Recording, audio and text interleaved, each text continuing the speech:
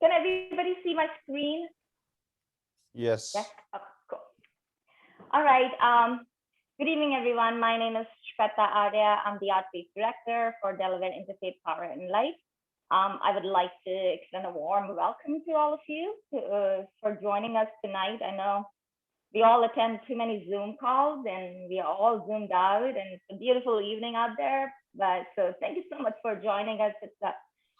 We have been doing these webinars for over a year now, and it's just our way to create more awareness about climate issues and bring some great speakers to you to discuss where are the solutions, how can we act on climate at home. Before I get started, if I could just request everyone to please mute yourself, that would be great. So we are going to get started.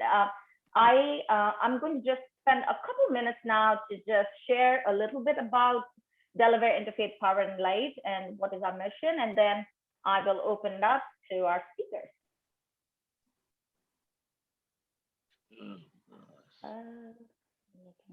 I always have this. So a couple of housekeeping rules. You can use the speaker view. If you use the speaker view, you can experience the webinar much more better, meet yourself. If you have any questions during the webinar, please put them in the chat and we can take them at the end. So Delaware Interfaith Power and Light is one of the 40 state affiliates of National IPL, and our shared mission is to inspire and mobilize faith communities and our community stakeholders to take a bold one of the just action. Affiliate of National IPL. Is that my echo? Well, no, I think so. This is an experiment, everybody. That was the going live on Facebook, but it was echoing back, so I shut it off. All right. Well, we'll do without that. Yeah, next. So, but so what we do is we want to encourage our faith leaders and faith community and bring our community partners together to really take a bold action on climate change with a focus on environmental justice issues. Our work is grounded in justice, and our efforts are always there to bring the diverse partners together. So, and how do we do that here in Delaware? Is we do that through our programs. We have programs like faith efficiency, providing energy audits to congregations, which is now at free of cost. You can get your congregation to get an extensive energy audit. It can be up to $3,000 for no cost at all. So if you would like to, have that audit for your congregation, you can contact us. That's one of the programs where we have Sacred Grounds, we have Climate Conversation, Windows of Hope. You can learn more on our website. And then we create these educational opportunities like educational webinars. We can do presentations at your congregations or community centers. I think one of the biggest things we can do about climate change is actually talk about it. So we can create these opportunities to really face-to-face come and talk about climate change and what actions can we take, at homes, at our community level. So, and third most important pillar of our work is advocacy. So we advocate for, clean energy policies right here in Delaware. So this is basically how we are going to have the webinar for the next 1 hour or so. Is we're going to go over the introductions. We have our panelists here among us. They'll share their reflection on what does air pollution mean to them and the work they have done related to that. And then we'll have a moderated panel discussion on that. And at the end, you'll have a chance to ask any questions. If we do have some time left over, we can go and break out rooms and just spend some time reflecting on that. So now I would like to just introduce our guest to you. So we are so excited for the partnership with, with our guest speakers, and that they are able to come and join us today. With us today is Dr. Steph Lee. She is representing Physicians for Social Responsibility. She is a pediatrician and a preventative medicine specialist. And we have Representative Larry Lambert from Delaware General Assembly, Mollie, Michel, Communications and Strategic Partnerships at Moms Clean Air Force, Dr. David Donohue from Progressive Health of Delaware. And now I'm going to stop sharing my screen and invite each of them to just take some time to introduce themselves. And may I invite Dr. Lee, would you like to just unmute yourself and just introduce yourself, and then our perspective on air pollution? Sure. Thank you so much for inviting me. It's nice to talk to you guys and learn a little bit about what Delaware's been doing. I'm a pediatrician, as what I mentioned, and a preventive medicine specialist as well. So I do like public health work. So it's mainly all the advocacy work I'm doing related to climate. And I'm a new board member with PSR in Pennsylvania. I've done a little bit of work, a lot of advocacy around the climate effects on children, obviously, because that's the pediatrician part. And I definitely think it's really important to focus on that, because kids have a lot more exposure to, especially when it comes to air pollution. I don't know, sometimes in the medicine world, people like to joke that kids are just little adults, but it's actually not always true. They do have a lot of differences in, physiology and how their bodies are still developing, and they have a lot more exposure to air pollution, because at baseline, especially before you hit puberty, they just breathe at a higher rate. And so if there's more air pollution, just because they're breathing at a higher rate, they're getting more exposure to that. So I've done a lot of mainly, op-eds, that kind of thing, working on that, a little bit of legislative work. I'm actually new to Pennsylvania because I was previously in South Carolina doing my fellowship. So, but the I guess climate and political climate is very similar. So the work always needs to be done. But yes. I think what else? Yeah. Mollie, would you like to connect? Yes, thank you. It's always so exciting to go to speak after a pediatrician. So thank you, Dr. Lee. I'm Mollie Michel with Moms Clean Air Force. And Dr. Lee, thank you so much for speaking about the way children breathe differently than adults, because I find that I explain that often to elected officials over and over and over again, and why climate change and air pollution is really impacting children in some more significant ways. So Moms Clean Air Force is a nationwide community of more than 1 million moms, dads, and anyone who cares about children, united to protect them from air pollution and climate change. And I want to thank Delaware Interfaith Power and Light for inviting me to be part of this conversation tonight. I am in South Philadelphia, so we are neighbors. And so I really appreciate the opportunity to speak to some Delawareans and talk to you more about air pollution and what Delaware is doing about it, and what more can be done. I won't go too deeply into how air pollution and climate change harms our health, because we have great medical professionals here to make that point in a much more astute way than I would. But I wanted to point out some facts about air pollution and asthma rates in Delaware that you might not necessarily know. Delaware, which you all know, is a state of about 1 million residents. In the state, nearly 15,000 children and more than 75,000 adults suffer from asthma. And this is according to the American Lung Association's 2021 State of the Air Report. Newcastle County receives an F grade, and Sussex and Kent counties receive a C grade for ozone. pollution. As a parent, of course, anything below a B makes me cringe, but these grades are arguably more important to pay attention to than the B- my fourth grader just received in gym class. Pollution can aggravate asthma, which has far-reaching implications for children and their parents. Nationwide, asthma complications account for more than 10 million lost school days each year across the country, and it's the third leading cause of hospitalization among children. And when kids miss school, parents miss work, which can mean families not only lose educational opportunities, they may suffer from economic disadvantages as well.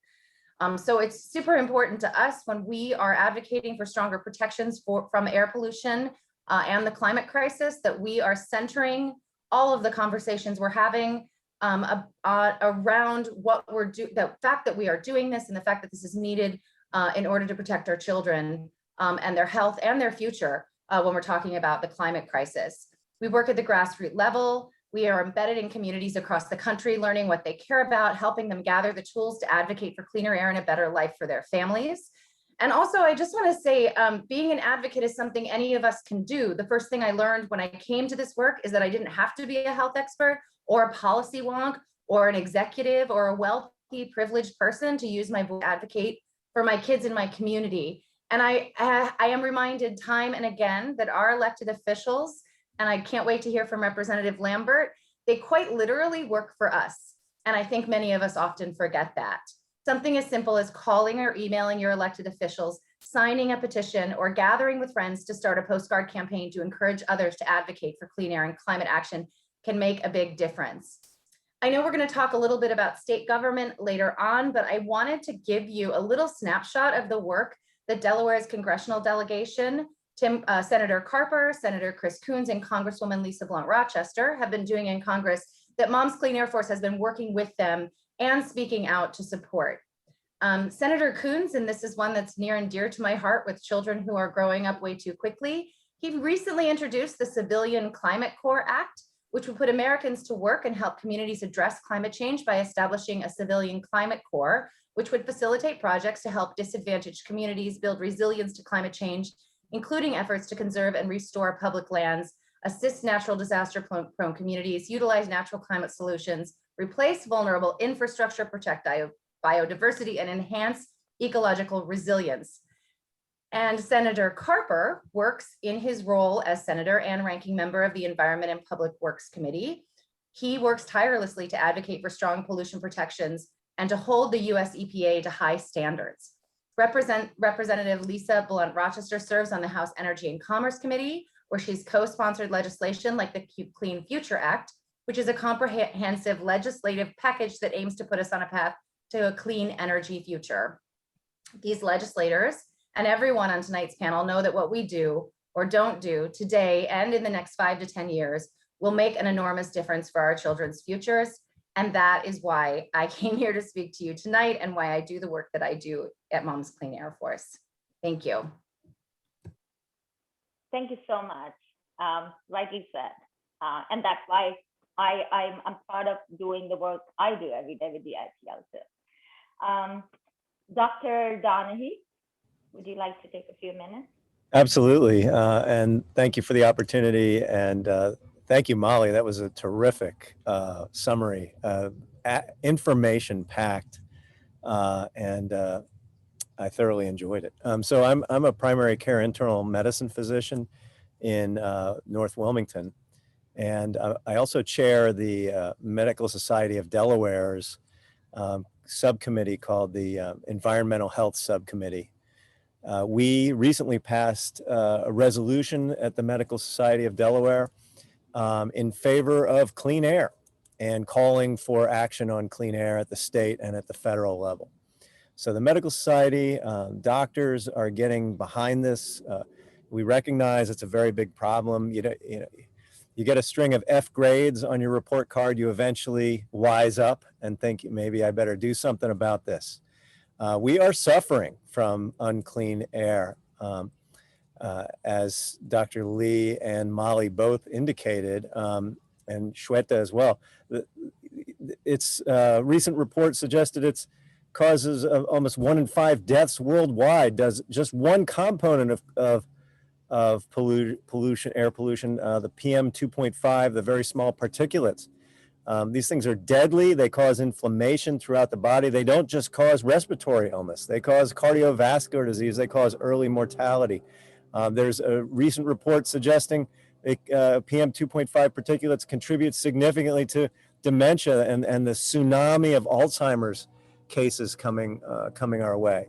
The rising rates of cognitive disorders, it's just added to the list. It's almost a never-ending list of problems. We live in a fascinating period medically because there's such a growing number of medical and scientific reports chronicling the degree to which air pollution harms our health from head to toe. So it's a very, very important topic. The healthcare industry accounts for about 10% of our greenhouse gas footprint. I'll mention that the other area of interest of myself is lifestyle medicine. So I was the first doctor in the state of Delaware to be board certified in lifestyle medicine, a relatively new subspecialty where we focus on treating the underlying cause of disease, mainly because most of the chronic diseases that we suffer from relate to our lifestyle, relate to our lack of exercise, our poor diets, our poor sleep, our relatively weak relationships, and so forth and so on. And in lifestyle medicine, we have our 6 pillars, which include those ones I just mentioned. Air quality does not make it onto our pillars, but I think we need to add another pillar, and will do at some point in the future. But one thing I'll emphasize, in lifestyle medicine, we speak about how a healthy life, there's not different healthy lifestyles for different purposes. It's pretty much one healthy lifestyle helps with almost all of our chronic diseases, but it also helps with climate change. So, really by living a healthier life, by eating a healthier, more plant-based diet, by walking instead of driving everywhere, by living closer to our workplace, we are not only helping our own health and our own mental health, but also we are helping our environment. As far as, I'll just comment very briefly on health disparities and clean air, among the many, many ways that people who are poor get an unfair shake at life and get worse health outcomes, yet another way is that those who have more poverty and live in more disadvantaged communities are exposed to more than their share of air pollution. So it's just, air pollution is a lose, lose, lose on so many levels, and it doesn't have to be that way. And I'll just finish with what I think is the solution. We've got to stop burning stuff. So maybe that sounds easier said than done, but we have to stop burning stuff, okay? And whatever it takes to do that, electric cars are getting more affordable, plant-based diets are absolutely delicious. Wind power has been out there a very long time. It's a very doable and solvable problem, but we've got to do it. I'll stop there. Thank you. Wonderful. And this is a great segue to inviting Representative Larry on board. We know air pollution impacts us all, but it does impact communities of color the most. And I would like to invite Representative Larry. Please take a few minutes to share your perspective. I want to thank Shweta and Lisa from the Delaware Interfaith Power and Light for such a warm invite. And I want to thank these outstanding panelists, Dr. Lee, Dr. Donohue, and Mrs. Michel from all of the work you guys do. I'm just so honored to know you guys and meet you. And lastly, I have to thank all of the wonderful attendees who have joined us online and who are joining us on Facebook. You are doing the work. From the standpoint of a legislator, we work for you, like Mrs. Michel mentioned. My background, I recently came into office. I was elected in November. My background is around advocacy. For years, I've been dedicated in the environmental justice space. If any of you are familiar with Delaware, Thanksgiving Sunday of 2018, tens of thousands of gallons of ethylene oxide leaked into the community of Newcastle because the Croda ethylene oxide plant had a leak. It was a leak so significant that it shut down both sides of the Delaware Memorial Bridge that had never been shut down that way in its 70 years of existence. Ethylene oxide is a carcinogenic, highly flammable gas that you can't see, you can't taste it, but it causes cancer. It causes learning disabilities in children. And my nephews, the school that they attended, the Newcastle Charter School, they could see the ethylene oxide plant from their playground. These are deadly serious issues. The doctors have shared some of the negative impact of toxic air. I just want to add on to their outstanding data. I want to add on to the anticipatory anxiety, the chronic stress response. People are living in a space where they're always expecting the next shoe to drop. These are the byproducts of environmental racism. These are deadly serious things. Our low-income brothers and sisters, our brothers and sisters of color, they're living in fence line overburdened communities that can't take this anymore. This stress leads to despair, addiction, suicide. These are issues that I hear about all of the time. Advocating from the outside, I've worked with wonderful organizations such as the Delaware Concerned Residents for Environmental Justice. And that's one of the things that I love about the Delaware Interfaith Power and Light is that the Delaware Concerned Residents for Environmental Justice, they work around that nexus of justice and faith and love. They work with the Episcopal Church of St. Andrews and Matthew in the city of Wilmington. They do outstanding work. Some of the advocacy work that I've done has taken me to DC, working with our wonderful Congresswoman Lisa Blunt Rochester, our Senator Carper. There's so much wonderful work going on out there, and I just want to shine the light on the amazing advocates. You guys inform us, you guys lead us.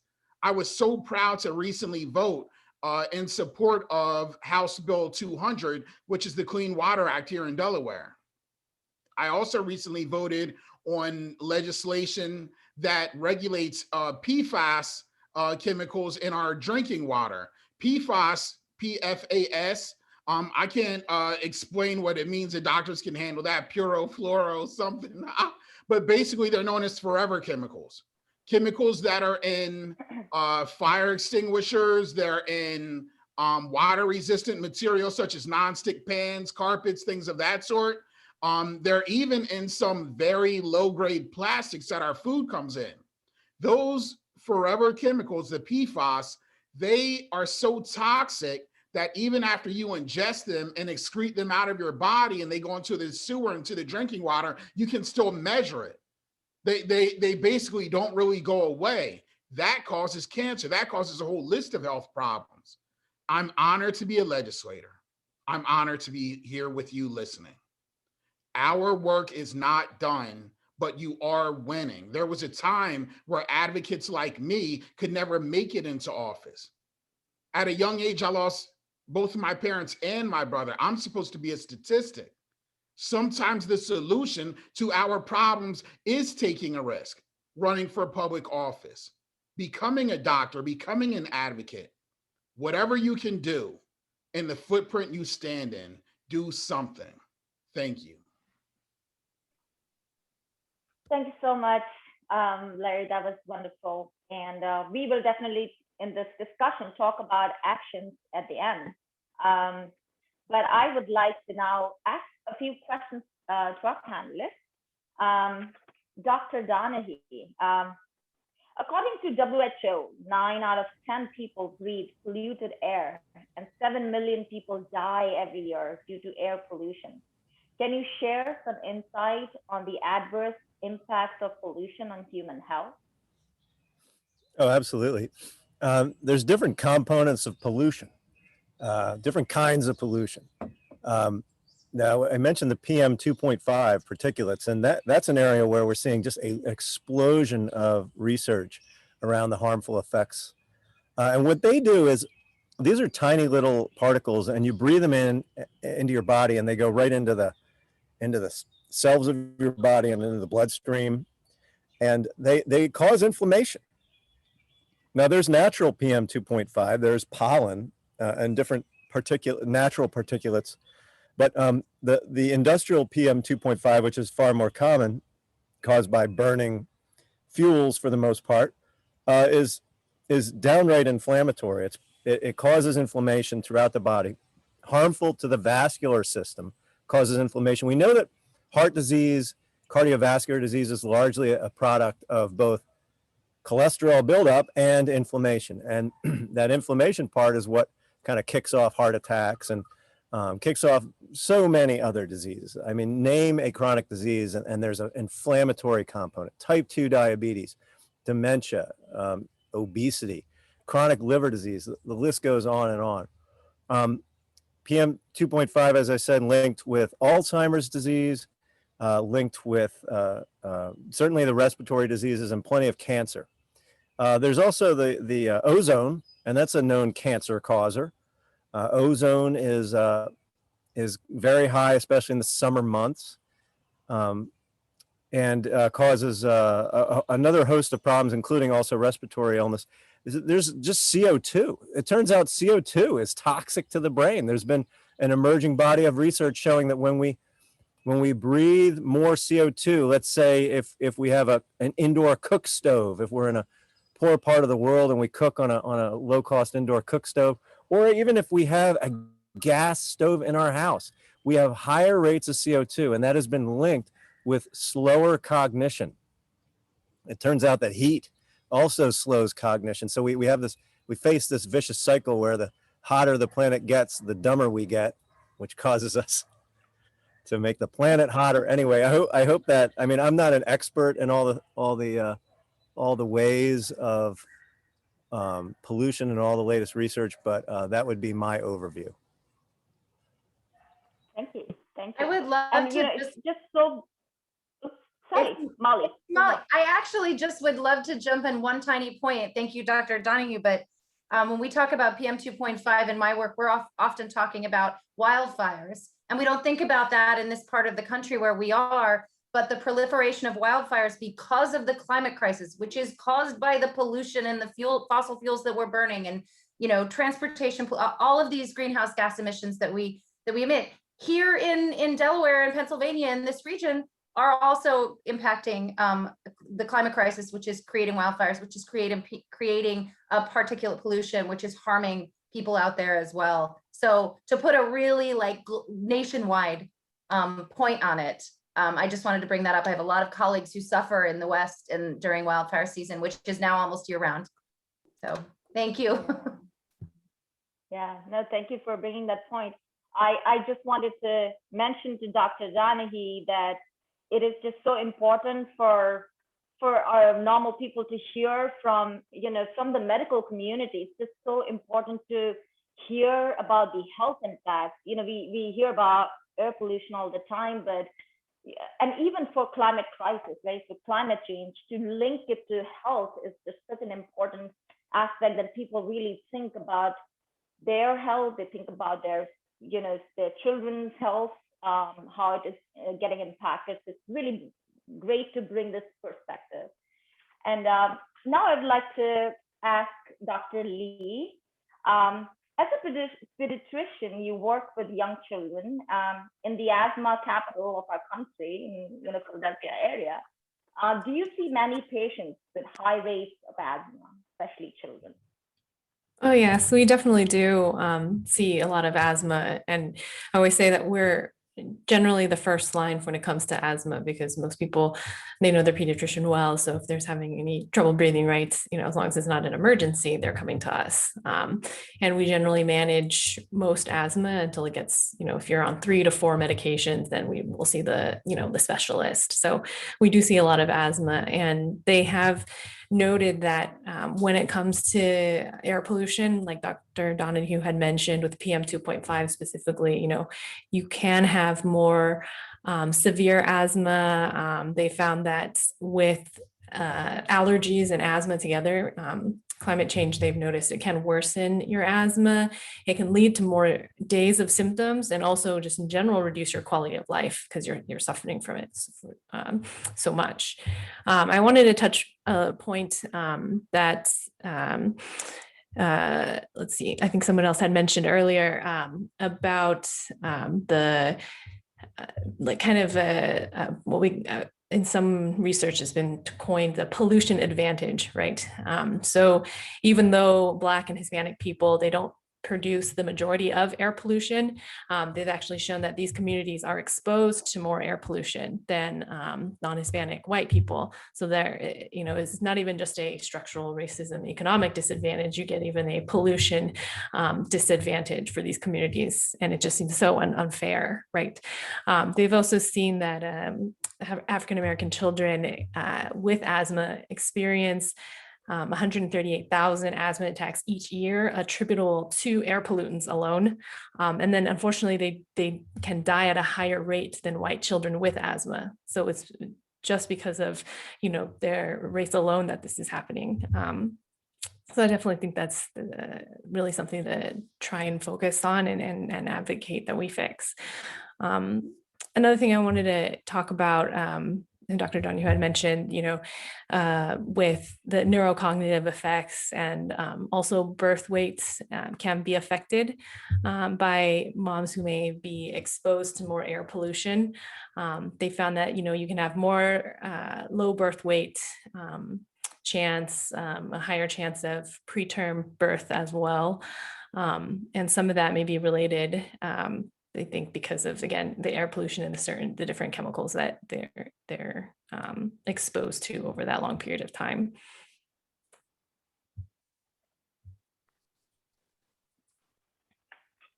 Thank you. And, I think I recently also read a report that mentioned that I think Black mothers were most at risk due to air pollution, rising temperatures. So that definitely is a fact. Like climate crisis does impact Black and brown communities disproportionately. So when we advocate, we want to bring those voices to the table. I would now like to ask a question to Mollie.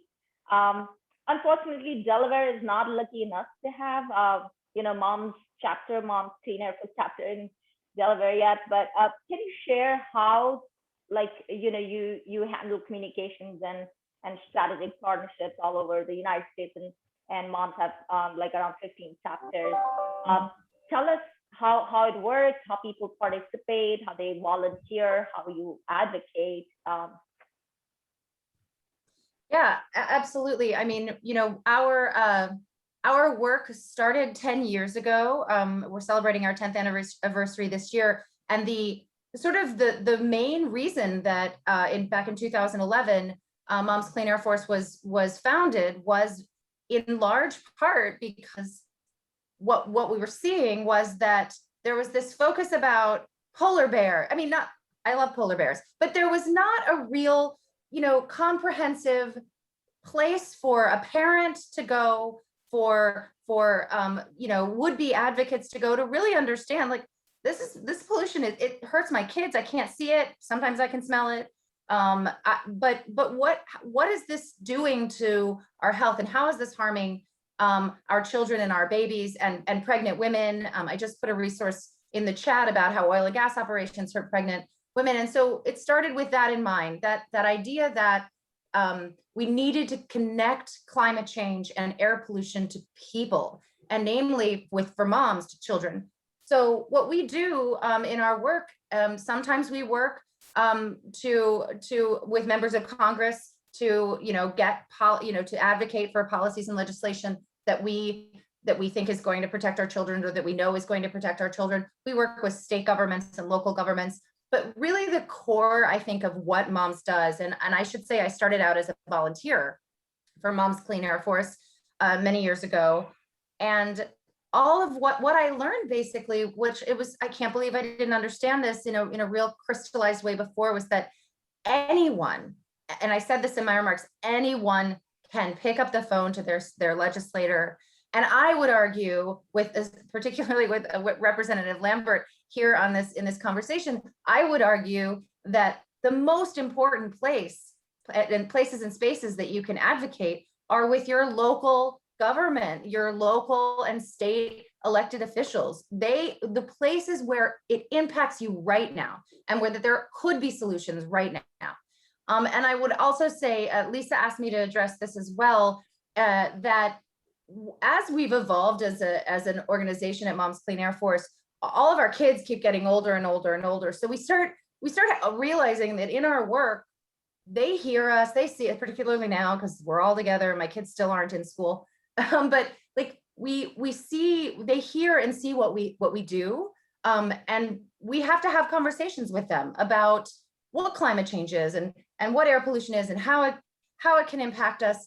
But what I've discovered with my children who are 11 and 9 is that, who are burgeoning advocates themselves, is that it's not scary to talk to them about these things, and in a way to not scare them and to quell any climate anxiety, which is a real a term that has been coined these days, right? That we have all of this anxiety about what's happening with the climate as we see all of these immediate impacts, is that here's what we're doing to address it. And there really are solutions. We actually know how to do this.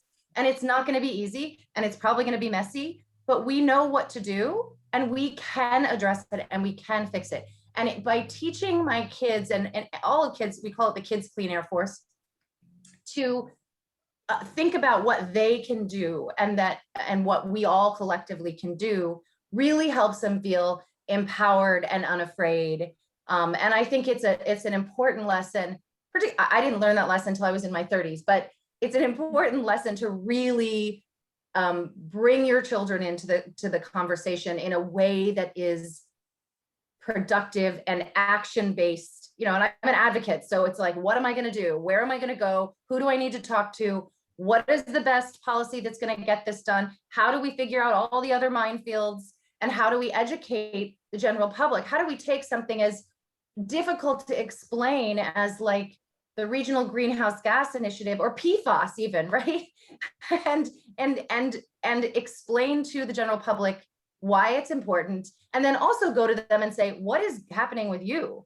And how can we help? And what do you need? And where are your particular problems? Because I don't know the problems in Wilmington, for example, from my spot over here in Pennsylvania. So I would say it's not scary, and children are always going to respond well if they know there's something to be done. And then we're raising the next generation of advocates. And let's solve this problem so that they can focus on something else. That's always my final thought, is I don't want them doing, advocating for better methane regulations from fracking when they're grown-ups. I want that to be done. Yes, that's great, Molly. I'd put this in the chat as well, but that's really great advice. And I also had written an article for healthychildren.org, which is the parenting website for the American Academy of Pediatrics, about this exact topic just a few weeks ago. I think it came out around Earth Day in April. And I kind of take what you said essentially and broke it down by ages. So you can definitely take a look, and you can see, based on how old your children are, what are some good strategies to work on to get them a little bit more involved in the solution process without overwhelming them, right? If you try to tell a child of 5, like, we need to go advocate in the legislature, some might be good for it, some might not, right? So it especially, that may be more appropriate for a teenager who's trying to take a lot more agency, trying to show their independence. And that can usually help. If you kind of take into mind, their development, their maturity, because, different kids can be different as well, right? And tailor that discussion and that solution to what they're interested in. Because a lot of times too, there may be kids that may be interested in the outdoors and nature. They may be interested in gardening. Some might be interested in cooking, right? And you can talk about more plant-based or some of those effects. And so kind of looking at that and tailoring the solutions that way, I think that helps a lot with giving them more agency. One of the other things I also mentioned, and I tell all of my families too, is the best way to start is just to start at home, right? You can go online and look for a carbon footprint calculator and just kind of talk about what are some simple things you can do. Turning the lights off, recycling, not wasting paper, use a lot of scrap paper if you need to, that kind of thing. That can usually be really helpful as well for kids.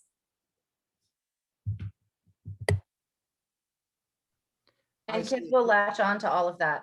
They'll, my kids, if I don't come home with plastic grocery bags, but if they see them anywhere near our home, it is like, it's a single-use plastic is a big issue that has developed for my 9-year-old. So they will find their sort of niche. And they'll hold you accountable. That's right. Idling vehicles is my 11-year-old's thing. So if we see a school bus or a truck or whatever, they want to go up and tell them to turn off their car. I mean, yeah. So it's great to see that they actually know what, and they've matured into this role as they've grown over the years. They were just past toddlerhood when I first started doing this work, and now they could tell you a lot of things about even a lot of legislation, probably. So.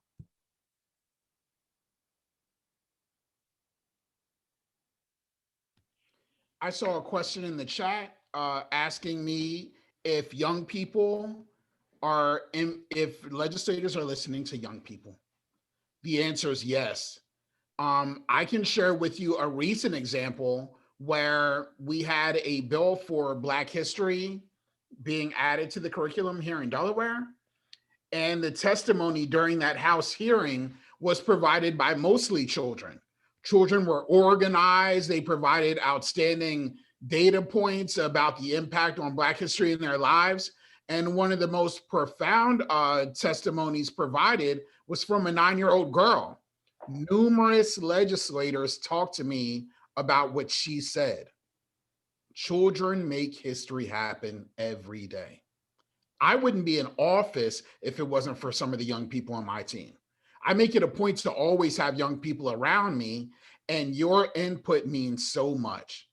You've been provided with instruction to reach out to your legislators, let your legislators know how you feel. That's vital, super important, and I fully agree. I do also want to add that some of you might not know who your legislators are. Some of you might not know exactly what a legislator does. In that space, one of the steps you can take is to join up with an organization that does do the work. We're all learning. I, as a legislator, I'm learning, and we will always learn. This situation that we're in, this environmental injustice, we didn't get here overnight, and it will not be undone overnight. Join up with an organization where you can learn a little bit more, you can strategize a little bit more. The most effective advocacy when it comes to my legislative brothers and sisters here in the State House in Dover is strategic advocacy. Find out what legislators are working on. Find out what bills have been effective in other states that you would like to be effective in your state. And again, you don't have to do all the work on your own. You're not alone. There are people out there doing the work. For example, right now, this Zoom is being conducted by the Delaware Interfaith Power and Light organization. Reach out to them. The Delaware Sierra Club, Delaware Concerned Residents for Environmental Justice. My friend Councilwoman Dee Durham is on the call. She has organizations, Plastic Free Delaware, Zero Waste Delaware. There's so many wonderful things going on. One of my outstanding panelists with the Moms Clean Air, reach out to her. She's doing wonderful work in PA and beyond. So this event right now, simply you showing up, is a step forward. After this meeting, what are you going to do next? What is your next step? That's the question. Feel free to reach out to me. I'm happy to help out as well. Thank you. Thank you so much. I think this whole discussion has been so great, with great tips for anyone who wants to dive in and learn more. I have a question for you, Representative Larry. We know you recently got elected in the General Assembly, but you have tons of experience working in the Wilmington area at the grassroots level. what kind of policies can help us in Delaware in reducing air pollution and help people who are already suffering, from air pollution? Can you give some examples of policies? Absolutely. So when it comes to really addressing air pollution here in Delaware, one of the things that we can do is to try to get money out of politics. So often when it comes to legislation being passed, we have to watch out for the very strong hold that these special interests have on some of our legislators. The majority of legislators in our state houses, in our local municipalities, even at the national level, the majority of legislators are wonderful people that have the people's best interests at mind. But once you start involving money, once you start having a space where money plays a larger role in politics, there are some times where individuals are more beholden to that toxic chemical company who are bankrolling their campaigns than they are beholden to the voice of the people. In that space, campaign finance reform is one thing that we could address. Another thing that we could address when it comes to clean air is potentially having more stringent regulations. I want to share with you from a historical standpoint, one of the reasons why there are more heavy industry polluters in communities of color. It's through a historical process called redlining, where communities of color, low-income communities, they were only allowed to live in certain areas, and banks would draw red lines on the map to indicate where certain peoples were allowed to live, where they were allowed to get loans to build houses, to build their schools, their factories. And at the end of the day, we also have to address some of those historical inequities. And through legislation that is more equity-based, legislation based around restorative justice. So that covers everything from housing, from wages. I'm one of the co-primes of Delaware's $15 minimum wage. That comes around access to mental health services, access to workforce training programs. We have to really take a holistic approach and look at all of the social determinants of health, because at the end of the day, it's going to take a lot to get us out of these problems. And we have to make sure that when we look at the issues around clean air, we also have to look at all of the ancillary issues that have led to these problems, and that's how we'll undo it.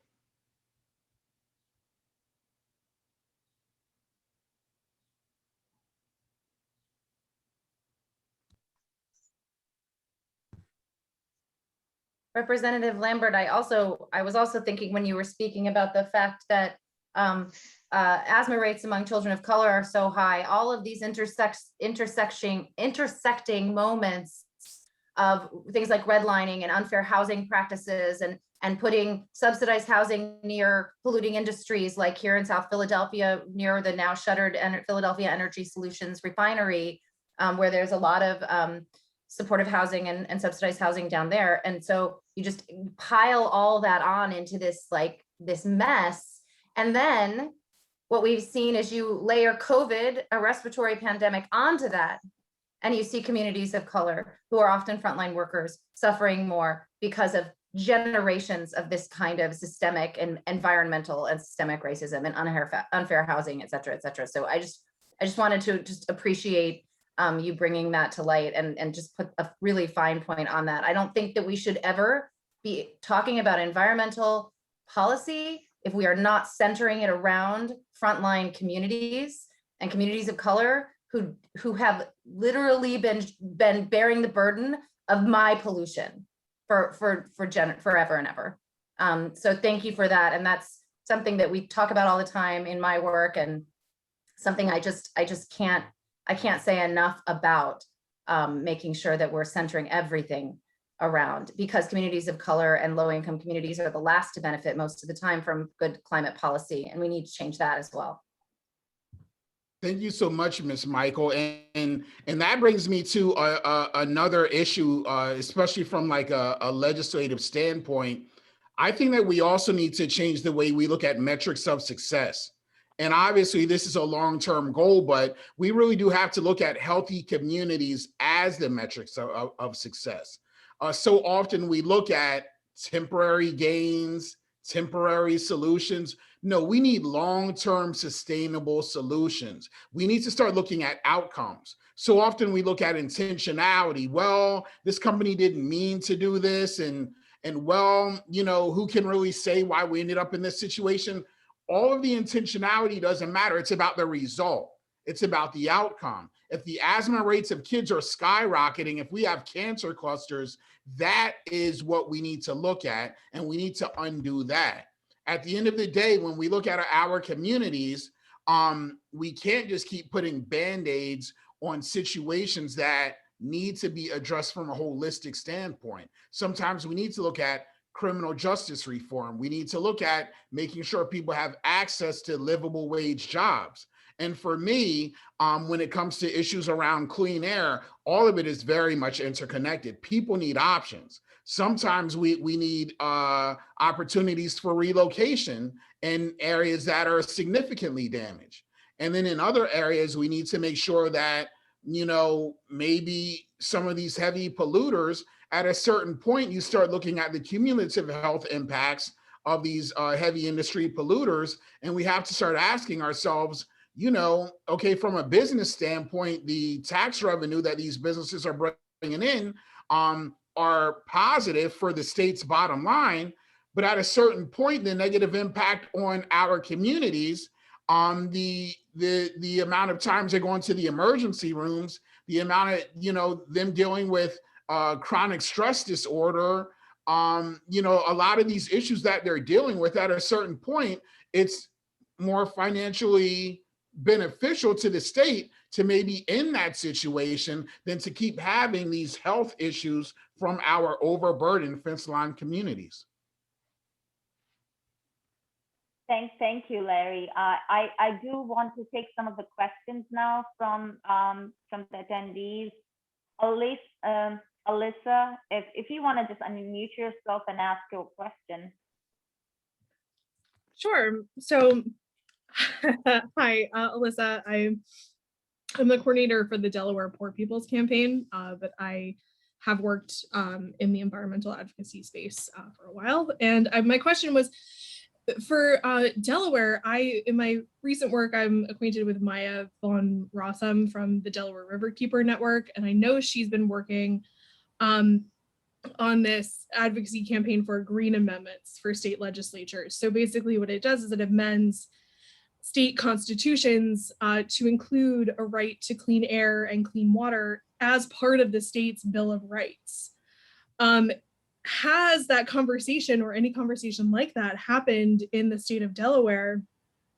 You know, and is that, you know, a conversation that maybe if it has not been had, representative, that you'd be willing to start?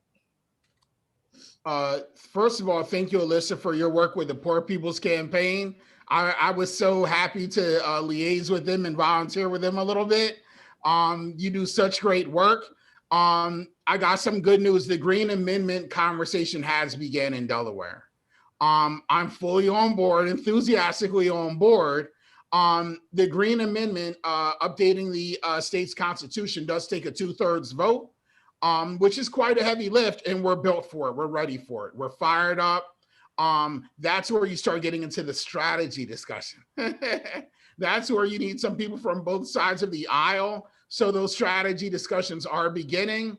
And thank you so much. A Green Amendment is very important. I saw somebody in the chat mention about the community solar bill. I'm a proud co-sponsor of that bill as well. Some of our communities are dense. They don't always have access to putting solar panels on their houses, whether it's from a financial standpoint, whether it's from a space standpoint. And the community solar bill would enable us to build solar farms where some of our communities would be able to access solar panels from a solar farm, a solar field, and it could power whole communities. Sometimes some of our lower income communities, it's one of the things that I'm actively working on in my district in Claymont.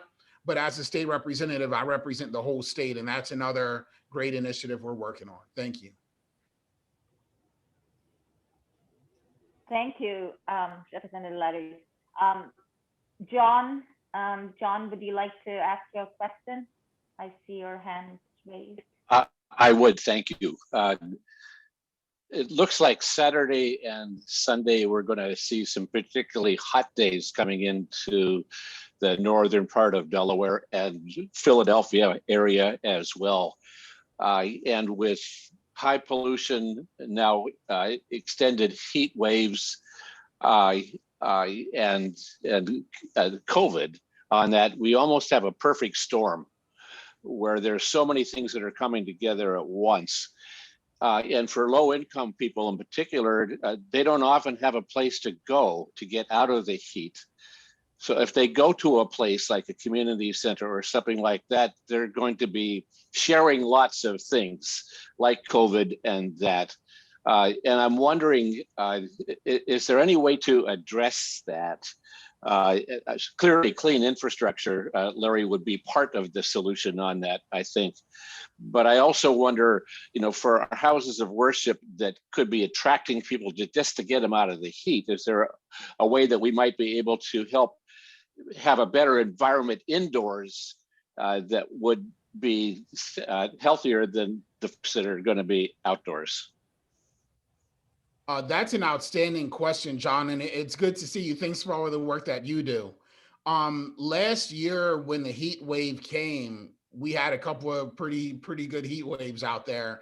I worked with some organizations in Delaware, such as one of them was the Indivisible Highlands and Beyond, and I was able to provide donated air conditioners to low-income communities that were really dealing with the heat.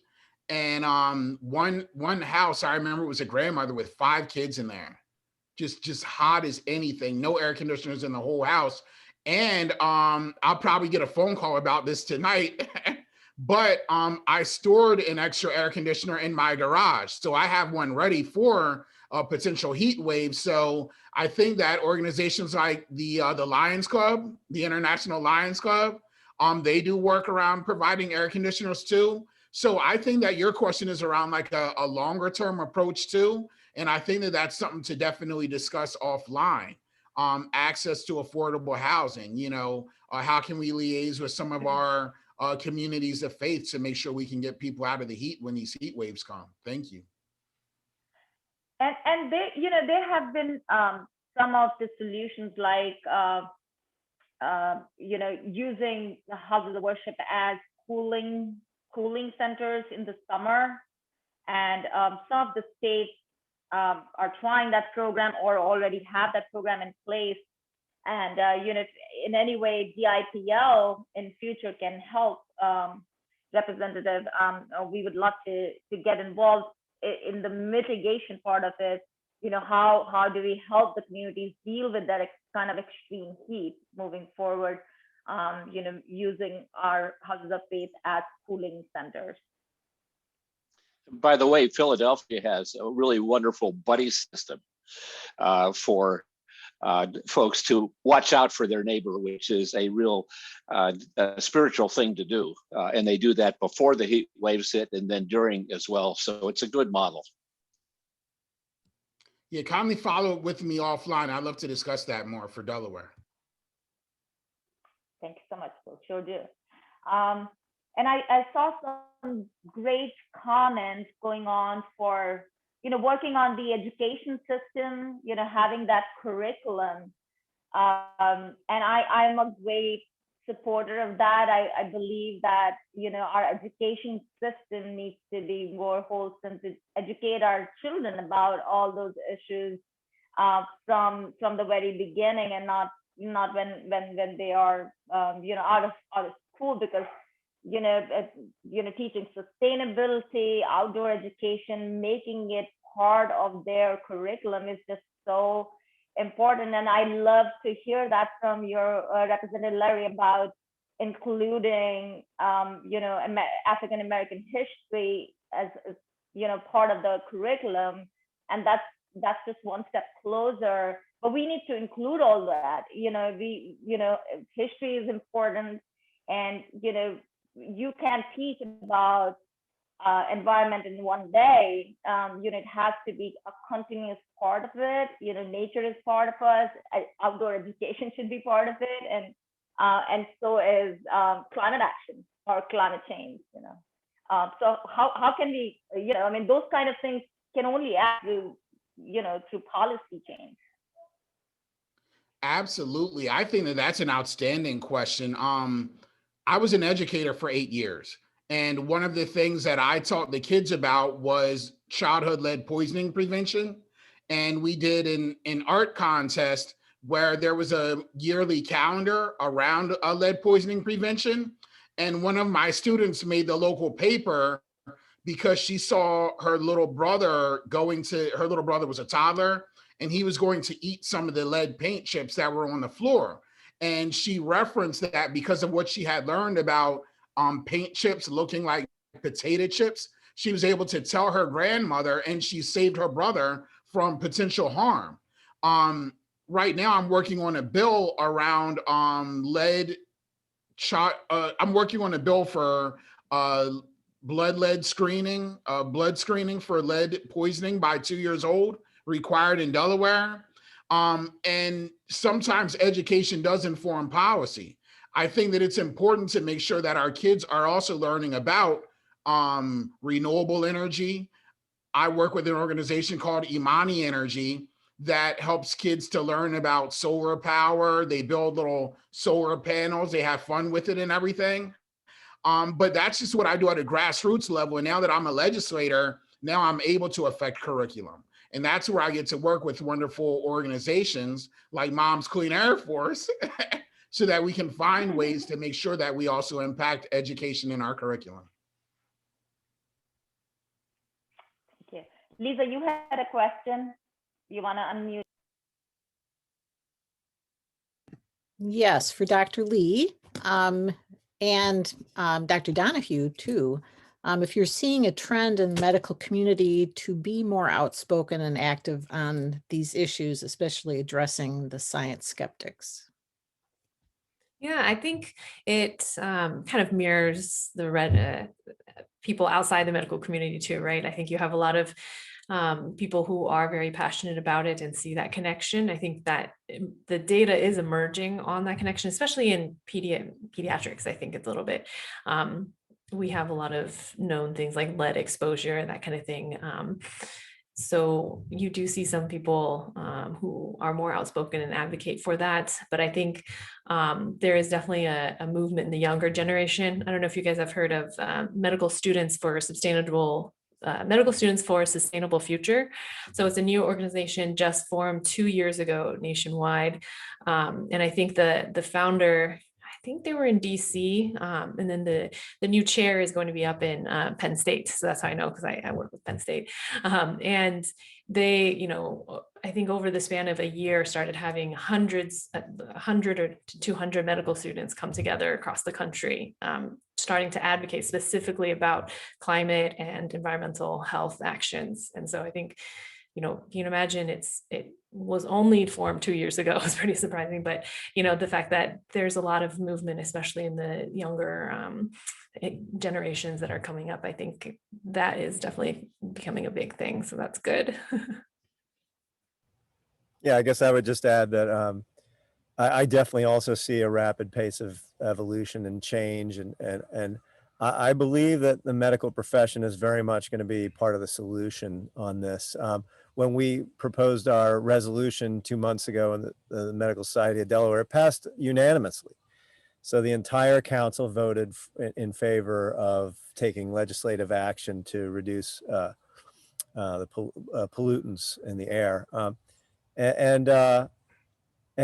don't think that climate denialism is a very big thing in the organized medical community. You will definitely find doctors, like you will find anybody out there in the real world, to be climate deniers, but they're not acknowledging it as eagerly. I think they know that they're Their peers are not acknowledging it. Their medical societies are very much on board with climate action, whether it be the American Association of Family Medicine or the American College of Physicians or American College of Lifestyle Medicine or the American Medical Association, very much on board on climate action. So I think the medical community is going to be very much part of the solution. You know, people tend to trust doctors, even though we don't know nearly as much as climate scientists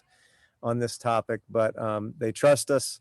And so this is one reason why I believe, I can't speak directly for Dr. Lee, but I'm pretty sure she and I both are really committed on using our position for the good of the planet. Did a copy of that resolution get to all of the legislators? No, probably not. That would not be that a I'm good aware. thing. Okay.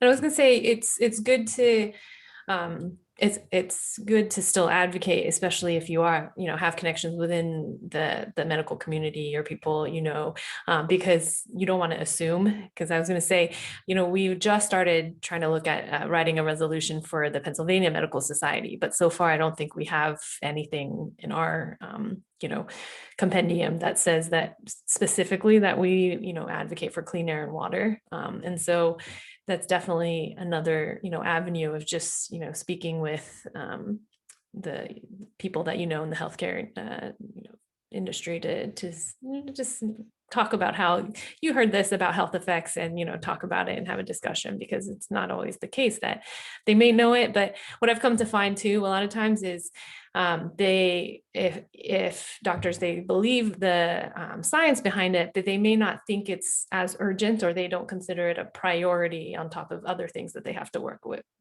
So that's another thing to say, what we came, one of the op-eds that I wrote about, one of the lines I always say is, pandemic solutions are climate solutions, right? It's things that are affecting the minority communities. They're the same things that affect, with climate and with the pandemic, right? So if you work on advocating for those solutions, you're actually going to help more than one thing. So, yeah.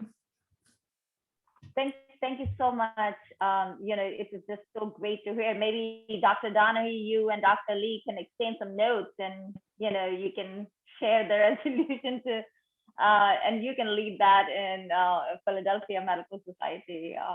I just wanted to. I know Representative Larry has to leave in a few minutes, and I just wanted to kind of gather some more thoughts at the end from everyone. I want to recognize that we have Laveda among us. She's a faith community nurse, also our board of director, and maybe get a comment from her on climate and health, since we're talking about climate and health. Well, thank you very much, Shweta. I would just echo what Representative Lambert had said about all the work that's going on here in Delaware around the climate change. Just an hour ago, got off a Zoom call with the Alliance for Nurses for Healthy Environment, who are in the process of writing a curriculum for our nursing students. We've done some visits to Capitol Hill to speak with the legislators, and certainly Senator Carper was among those that have been contacted. We have, with the Delaware Infants and Children's and Mothers, they have a working women's group addressing the maternal child health mortality rates that's going on, and concerned about the climate change. Again, I serve with the state's child-led prevention program here in the state. A lot is going, let me tell you, a lot is going on. So I'm interested too in connecting with Dr. Donohue, because we are looking at some things that I serve on the NAACP, So there's some connections that I would like to make personally with you, talking about lifestyle changes.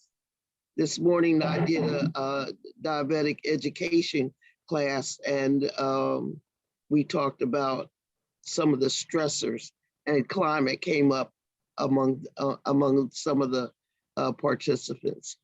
So everything is interconnected. We can't escape the fact that our health is impacted, and what stress alone does to our health. So I would really be interested in your efforts toward lifestyle changes and connect with that for our communities. There's so many different ways in which we are connected, and I'm one who likes to think I connect the dots and trying to get one organization or agency to think about that. But sometimes climate change is a hard sell in communities that are worried about paying the rent and getting the food in the food deserts. So those are concerns that we still need to address in order to finally get the attention of those who are impacted the most. And you're so right regarding the burden of Black and Brown communities face behind climate change. And certainly with the Crota incident, I could see from where I live the impact of what the agencies are the industry is doing to our communities. Today, we're still addressing land use, how our community is being impacted by industry.